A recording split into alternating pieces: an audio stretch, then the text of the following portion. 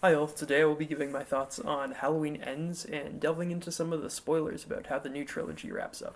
So the film opens with a pretty gut-wrenching sequence, which ends with the accidental. I mean, that's up for debate. I mean, he does scream, "I'm gonna kill you" before the child dies.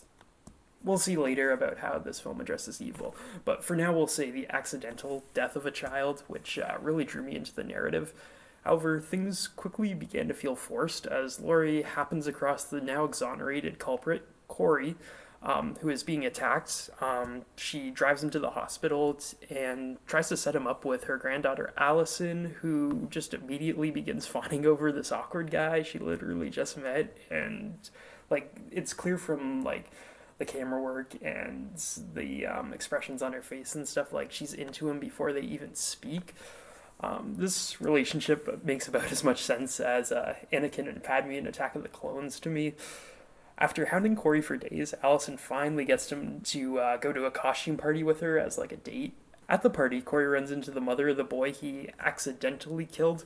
Again, this seems very coincidental in order to further the plot, who berates him, and this causes Corey to flee from the party. Allison runs out after him and tries to be supportive, where he proceeds to blame Allison for bringing him out in the open and leaving him exposed like that, even though she had no idea what was going on. I mean, he's just whiny and rude, and then he just leaves and walks home alone. On the way back, the group of kids that attacked him earlier confront him again, and they end up pushing him over a bridge. Again, with coincidence, this bridge just happens to be above where Michael Myers has been hanging out down below, and he drags Corey into a sewer tunnel where he's been staying for the past 4 years. How he hasn't been noticed or how he survived are never really explained. I guess this could be further evidence to his supernatural nature, as is shown at the end of Kills when he single handedly slaughters Tommy Doyle and his mob after receiving grave injuries. However, this becomes problematic when considering how this film eventually wraps things up.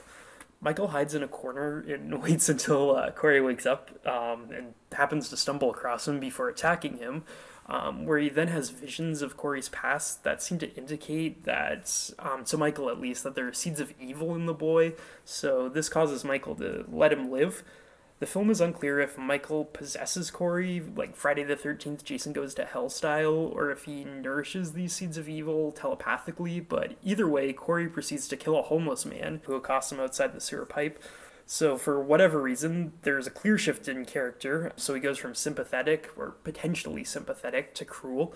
He goes back to Allison, and she gives him a second chance for some reason. I'm not sure why.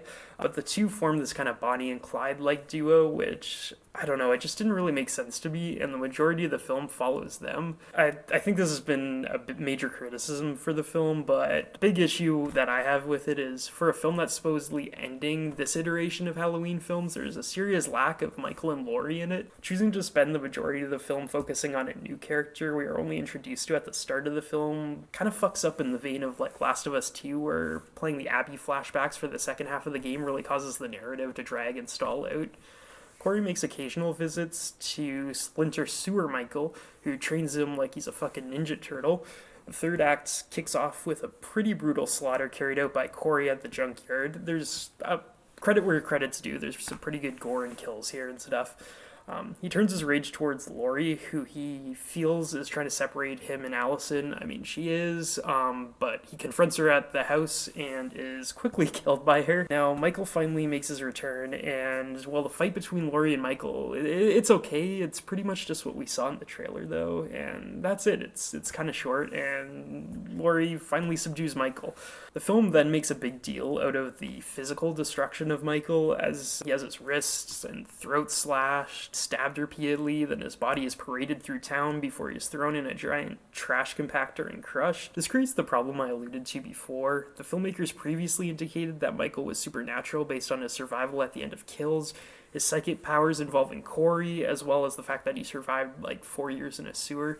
So, how is he so easily defeated physically, and what meaning does this defeat truly have if he's supernatural? I'm not sure these questions are really answered, but Laurie gets her happy ending. I did like that part of it. I'm glad that she survived. And they used Don't Fear the Reaper to finish off the movie. I mean, I love the song, but it's just been overused ad nauseum since The Stand. But, I mean, it's always great. I have to say that the film was pretty underwhelming for me overall, though. I'm not sure where the filmmakers were trying to go with it, but I just ended up feeling like it was kind of a muddled mess. I enjoyed Halloween 2018 a lot, and I even liked Kills. But the more I think about it, the more I feel like this shouldn't have been a trilogy. I guess for comparison, I'd compare it to the Star Wars sequel trilogy in terms of just lacking direction. And it's too bad, so I hope whoever picks up the reins next for this franchise has more of a clear purpose in mind for the series. Doom Groups, out.